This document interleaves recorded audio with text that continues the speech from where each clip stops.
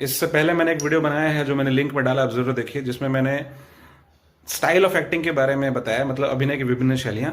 दोस्तों, ये types of acting और स्टाइल ऑफ एक्टिंग में थोड़ा कंफ्यूजन है, क्योंकि बहुत सारे एक्टिंग कोचेस जो हैं वो स्टाइल और टेक्निक को सेम बताते हैं, और बहुत सारे एक्टिंग कोचेस हैं जो स्टाइल और टेक्निक को जो है अलग अलग बताते हैं। फिलहाल जो है मैं उस डिटेल में नहीं जाऊंगा कि टेक्निक और स्टाइल में क्या डिफरेंस है। जो मेरा रिसर्च है, जो मेरा विश्लेषण है, और जो मैंने सीखा थिएटर में अपने गुरुओं से, और मैंने बहुत सारे कलाकारों का इंटरव्यू देखा, उसके आधार पर जो है मैं आपको बता रहा हूं। सबसे पहला जो टेक्निक है एक्टिंग का वो है स्टेनिस्लोवास्की टेक्निक। दोस्तों, एक थिएटर कलाकार थे जिनका नाम था कॉन्स्टेंटिन स्टेनिस्लोवास्की।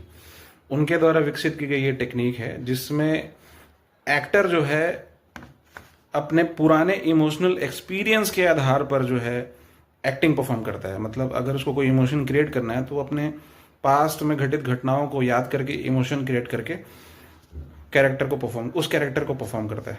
दूसरा प्रमुख टेक्निक है दोस्तों मेथड एक्टिंग। मेथड एक्टिंग भी स्टेनिस्लोवास्की द्वारा ही प्रभावित एक्टिंग टेक्निक है, लेकिन इसमें एक्टर जो है पर्टिकुलर डिटेल में काम करते हैं, सिर्फ अपने फिजिकल या फेशियल एक्सप्रेशन से नहीं, अंदर से भी वो अपने आप को उस कैरेक्टर की तरफ फील करते हैं। दोस्तों, इस एक्टिंग टेक्निक को ली स्ट्रेसबर्ग नाम के कलाकार थे जिन्होंने विकसित किया। इसके बाद एक प्रमुख टेक्निक है जिसको बोलते हैं माइजनर टेक्निक। दोस्तों, माइजनर टेक्निक जो है वो एक कलाकार थे सेनफोर्ड मिजनर नाम, उनके द्वारा विकसित की गई ये एक्टिंग टेक्निक है। इस एक्टिंग टेक्निक में एक्टर जो है अपने को एक्टर के साथ एक संबंध क्रिएट करता है, और बार बार रिपीटेशन के साथ ये प्रैक्टिस होती है। ज्यादातर ये थिएटर जो है एक्टिंग में ये टेक्निक यूज होती है। इस एक्टिंग टेक्निक में ज्यादातर जो कहानी के साथ जो कैरेक्टर का, मतलब अगर आप माइजनर टेक्निक से एक्टिंग कर रहे हैं तो आपका कहानी में एक अहम किरदार होना चाहिए। इसके अलावा एक प्रमुख टेक्निक है जिसे बोलते हैं इम्प्रोवाइजेशन टेक्निक। इम्प्रोवाइजेशन टेक्निक जो है दोस्तों पूरा डिपेंड करता है एक्टर के ऊपर। एक्टर को जो लिखा हुआ दिया जाता है वो उसे बार बार अलग अलग तरीकों से